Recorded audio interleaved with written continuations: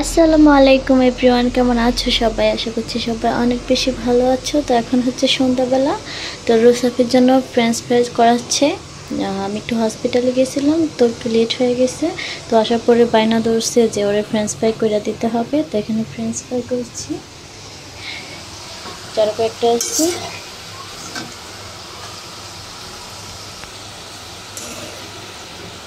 রুসাফির অনেক favourite French fry, এই জন্য সবসময় বাসায় রাখা হয় বা মাঝে মধ্যে আমিও বানিয়ে ফ্রিজে রেখে দেয়। তো এটা হচ্ছে রেডিমেডটা।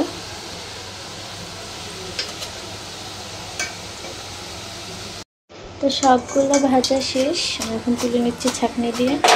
আউচ!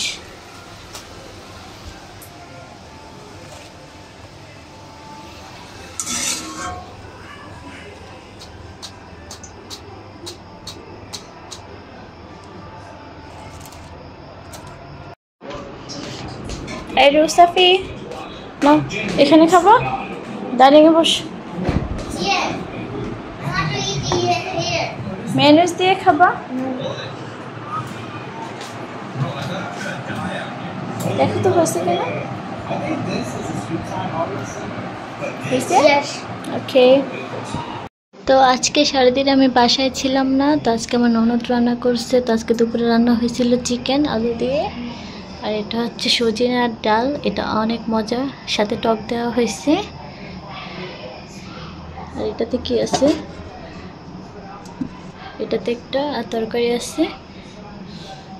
তো এই হচ্ছে আজকে দুপুরে রান্না বান্না। আর ভাজি করা হয়েছিল, এটা দুপুরে শেষ হয়ে গেছে। তো আমি তো মাত্র আসছি, হসপিটালে যাব। সকালে নাস্তা বানানোর টাইম ছিল না, তো বাইরে থেকে পরোটা আনা হয়েছিল। এই যে এখনও 2টা পরোটা আছে, কারণ আমি খেতে পারি না আজকে সারাদিন। এটা মেবি আমার ভাগেরটা। তো এইখানে রং চার জন্য পানি বসানো হয়েছে।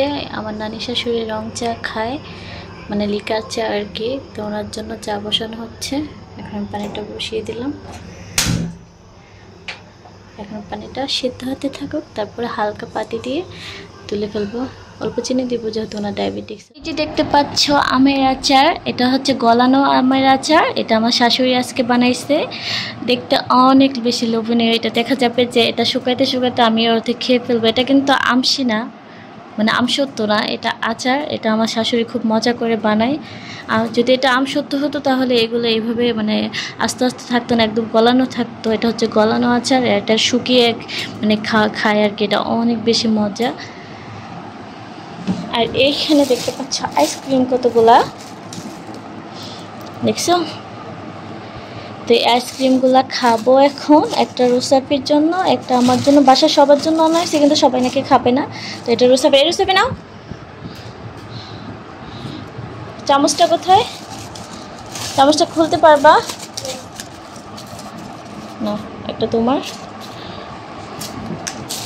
তো আমি এখন আর খাবো না, কালকে দুপুরে খাবো। তো এখন এগুলো আমি রেখে দিচ্ছি।